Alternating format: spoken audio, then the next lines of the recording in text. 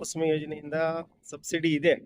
ನಾನು ಸಬ್ಸಿಡಿಗೆ ವೆಯ್ಟ್ ಮಾಡಕ್ ಹೋಗಿಲ್ಲ, ಯಾಕಂದ್ರೆ ಬೆಳೆ ಇಡಬೇಕಾಗಿತ್ತು ಅರ್ಜೆಂಟು. ಎಸ್ ಡಿ ಸೋಲಾರ್ ಕಡೆಯಿಂದ ಡೈರೆಕ್ಟಾಗಿ ನಾನೇ ಓನ್ ಬಂಡವಾಳ ಹಾಕಿ 85,000 ರೂಪಾಯಿ 1 HP ಮೋಟರ್ ಬಿತ್ತು.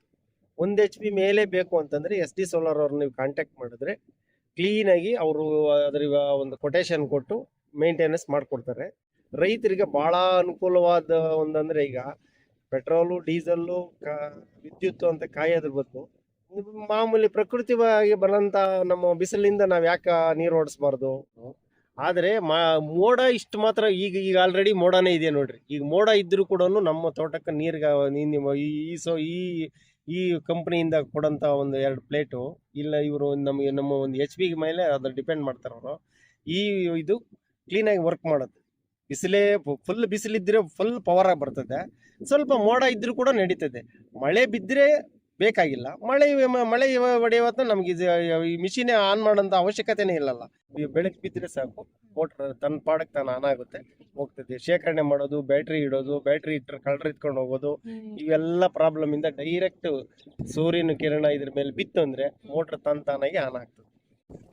ನಮಸ್ತೆ, ನನ್ನ ಹೆಸರು ಗಾಯತ್ರಿ ದೇವಿ ಅಂತ. ಸಕಲ ಕೋಟಿ ಜೀವರಾಶಿಗಳಿಗೆ ಅನ್ನ ನೀಡುತ್ತಿರುವ ನಮ್ಮ ರೈತ ದೇವರುಗಳಿಗೆ ನನ್ನ ಕಡೆಯಿಂದ ನಿಮಗೆ ಹೃದಯಪೂರ್ವಕ ವಂದನೆಗಳು. ಇವತ್ತು ನಾನು ದೇವನಹಳ್ಳಿ ತಾಲೂಕಲ್ಲಿರುವ ಯಲಿಯೂರು ಗ್ರಾಮಕ್ಕೆ ಬಂದಿದ್ದೀನಿ. ಇಲ್ಲಿ ಒಬ್ಬ ರೈತರು ಅವರು ಒಂದು ವಿದ್ಯುತ್ ಶಕ್ತಿಯನ್ನ ಬಿಟ್ಟು ಬೇರೆ ಒಂದು ಮಾರ್ಗನ ಕಂಡುಕೊಂಡು ಬೆಳೆಗಳನ್ನ ಬೆಳೀತಿದ್ದಾರೆ. ಅದು ಯಾವ ಮಾರ್ಗನ ಕಂಡುಕೊಂಡಿದ್ರೆ ಯಾವ ರೀತಿ ಏನು ಅನ್ನೋದನ್ನ ತಿಳ್ಕೊಳ್ಳೋಣ ಬನ್ನಿ. ಸರ್ ನಮಸ್ತೆ, ನನ್ನ ಹೆಸರು ಗಾಯತ್ರಿ ದೇವಿ ಅಂತ. ನಿಮ್ಮ ಒಂದು ಪರಿಚಯನ ನಮ್ಮ ಚಾನಲ್ಗೆ ತಿಳಿಸ್ಕೊಡಿ ಸರ್. ನಮಸ್ಕಾರ. ನನ್ನ ಹೆಸರು ರವಿಕುಮಾರ್ ಅಂತ, ದೇವನಹಳ್ಳಿ ತಾಲೂಕು.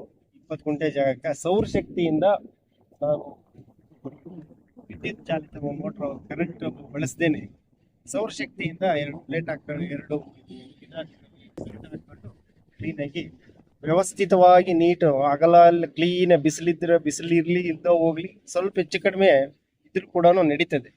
ನೀರು ಕ್ಲೀನ್, ತೋಟ ಎಲ್ಲ ಕಂಪ್ಲೀಟ್ ನೋಡಿ. ನೀವೇ ಬೇಕಾದ್ರೆ ಟ್ರೈ ಮಾಡಿ ನೋಡಿ. ಎಲ್ಲ ಕ್ಲೀನಾಗಿ ನಿಮ್ಮ ಕ್ಯಾಮ್ರಾನ ಈ ಕಡೆ ಎಲ್ಲ ಅರಳಿಸಿ ನೋಡಿ. ಕ್ಲೀನಾಗಿ ಮಿಲ್ಕ್ ನಮ್ಮ ಎಲ್ಲಿವರಲ್ಲಿ ಇರೋದು.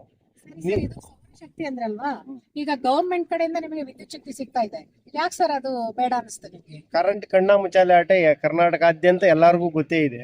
ಕೊಡೋದು 3 phase ಕರೆಂಟ್ ಒಂದು 3 ಅವರ್ ಕೊಡ್ತಾರೆ. 3 ಅವರ್ ಕೊಟ್ಟಾಗ ಇಲ್ಲ ರಾತ್ರಿ ಕೊಡ್ತಾನೋ ಹಗಲು ಕೊಡ್ತಾನೋ, ಈ ಹಗಲು ರಾತ್ರಿ ಅಂದೇ ಬಂದು ರೈತರು ತೋಟದಲ್ಲಿ ನಿಂತು ಮಾಡೋದಕ್ಕೆ ಆಗಲ್ಲ, ಏನಿಲ್ಲ. ಅದಕ್ಕೋಸ್ಕರ ನಾನೇನ್ ಮಾಡಿದೆ, ಈ SD ಸೋಲಾರ್ ಕಡೆಯಿಂದ ತುಮಕೂರು ಕೆಂಪೇಗೌಡರು ಅಂತೇಳಿ ಅವ್ರ ಕಡೆಯಿಂದ ನಾನು ಇದನ್ನ ತರಿಸಿ ಹಾಕ್ಸಿದೆ. ಸೊ ಡೆಮೋ ಮಾಡಿ ತೋರಿಸಿದ್ರು ನಿಮಗೆ. ಒಂದು 2-3 ತೋಟದ ಹತ್ರ ಮಾಡಿರೋಂಥದ್ದನ್ನು ಹೋಗಿ ನೋಡಿ ಇದು ನಮಗೊಂದು ತುಂಬಾ ಅನುಕೂಲವಾಗಿದೆ ಅಂತ ಹೇಳಿ ನಾನು ತಗೊಂಬಂದಿರಿ ಜೋಡಿಸಿದ್ದಾದ್ಮೇಲೆ ಕ್ಲೀನಾಗಿ ಈಗಾಗಲೇ ಆಲ್ರೆಡಿ ಒಂದು 15 ದಿನ 20 ದಿನದಿಂದಲೂ ಕ್ಲೀನಾಗಿ ಓಡ್ತಾ ಇದೆ. ತೊಂದರೆ ಏನಿಲ್ಲ.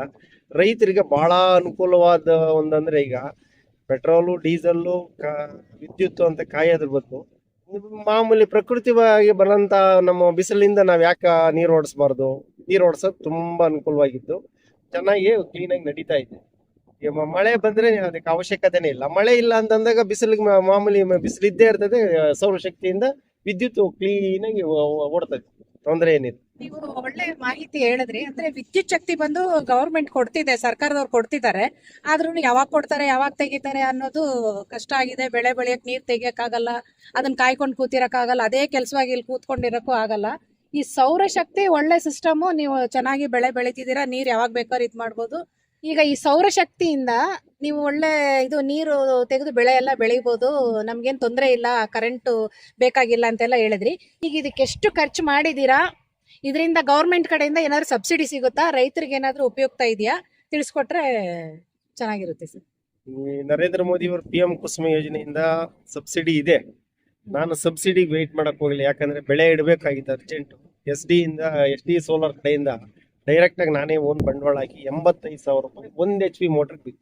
1 HP ಮೇಲೆ ಬೇಕು ಅಂತಂದ್ರೆ SD ಸೋಲಾರ್ ಅವ್ರು ನೀವು ಕಾಂಟ್ಯಾಕ್ಟ್ ಮಾಡಿದ್ರೆ ಕ್ಲೀನಾಗಿ ಅವರು ಅದರ ಒಂದು ಕೊಟೇಶನ್ ಕೊಟ್ಟು ಮೇಂಟೆನೆನ್ಸ್ ಮಾಡಿಕೊಡ್ತಾರೆ. ನಾನು ಡೈರೆಕ್ಟಾಗಿ 85,000 ರೂಪಾಯಿ ಬಿತ್ತು. 85,000 ರೂಪಾಯಿ 2 ಎಕರೆ ಬೈಲಿಗೆ ಕ್ಲೀನಾಗಿ ನೀಟಾಗಿ ಓಡ್ತದೆ. 1 HP ಮೋಟರ್ ಸಾಕು ಸರ್. ಈಗ ಸೌರಶಕ್ತಿ ಅನ್ನೋದು ಸೂರ್ಯನ ಕಿರಣಗಳು ಜಾಸ್ತಿ ಇದ್ದಾಗ ಮಾತ್ರ ಇದು ಒಂದು ಕರೆಂಟ್ ತರ ಇದಾಗುತ್ತೆ, ವರ್ಕ್ ಆಗುತ್ತೆ ಅನ್ನೋದಿದೆ, ಕೆಲಸ ಮಾಡುತ್ತೆ ಅನ್ನೋದು.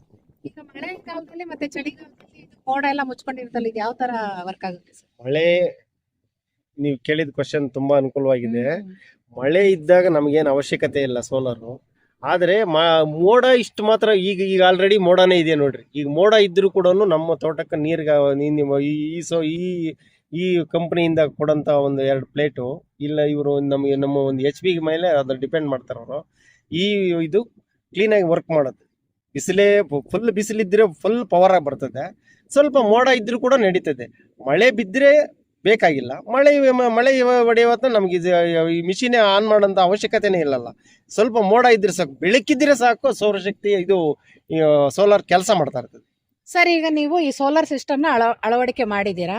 ಸೂರ್ಯನ ಕಿರಣ ಮತ್ತೆ ಈ ತರ ಮೋಡ ಮುಚ್ಕೊಂಡಿದ್ರು ಇದು ವರ್ಕ್ ಆಗುತ್ತೆ, ಕೆಲಸ ಮಾಡುತ್ತೆ, ನೀರೆಲ್ಲ ಹಾಯಿಸ್ಕೊಬಹುದು ಅಂತ ಹೇಳಿದ್ದೀರಾ. ಈಗ ಸೂರ್ಯನ ಕಿರಣ ಆಗ್ಲಿ ಈ ತರ ಮೋಡ ಮುಚ್ಕೊಂಡಿರುವಾಗ್ಲಿ ಇದು ಅವ ಈ ಕರೆಂಟ್ನ ಶೇಖರಣೆ ಮಾಡಿ ಇಟ್ಕೊಳ್ಳುತ್ತಾ, ಇಲ್ಲ ಹಂಗೆ ಇದು ಎಷ್ಟು ಇದು ಪವರ್ ಬೀಳುತ್ತೋ ಅದು ಹಂಗೆ ವರ್ಕ್ ಆಗ್ತಾ ಹೋಗುತ್ತಾ ಅಂತ?